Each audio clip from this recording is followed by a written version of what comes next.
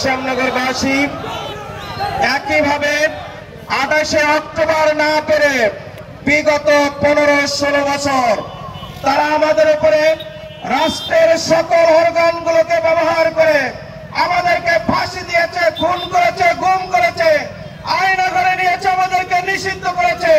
কিন্তু আজকের এই পরিবেশ সাক্ষী খুন করে, গুম করে, হত্যা করে, নির্যাতন করে, নিষিদ্ধ করে ইসলামী আন্দোলনের যাত্রাকে নিস্তব্ধ করা যায় নাই। সম্মানিত উপস্থিতি, সুতরাং আমরা বলতে চাই আমাদের যে যাত্রা শুরু হয়েছে, যে কোরআন বক্তব্য ছিল, মসজিদে ছিল, ওই কোরআনকে আমরা পার্লামেন্টে নিতে চাই।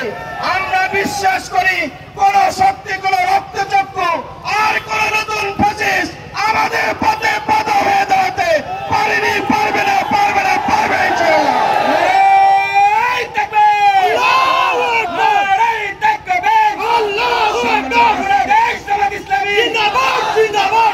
আজকের জনতার কাছে আমরা এখান থেকে জানতে চাই, আগামী দিনে কোরআনকে পার্লামেন্টে নেওয়ার জন্য আমাদের সকল যাদেরকে ফাঁসি দেওয়া হয়েছে, হত্যা করা হয়েছে, গুম করা হয়েছে, খুন করা হয়েছে, সেই খুনের বদলা আমরা নেব দিন কায়েমের মাধ্যমে।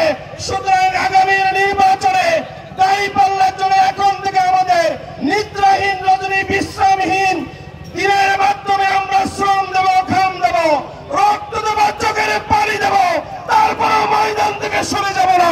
এই ময়দান থেকে তোমার কারা কারা প্রস্তুত হাত তুলে দেখায়।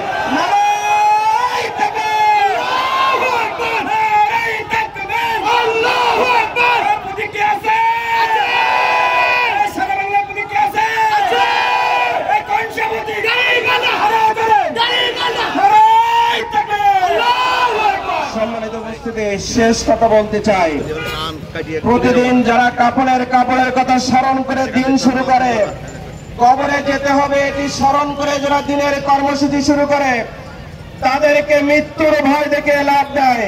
জামায়াত ইসলামী আল্লাহকে ছাড়া কাউকে ভয় পায় না।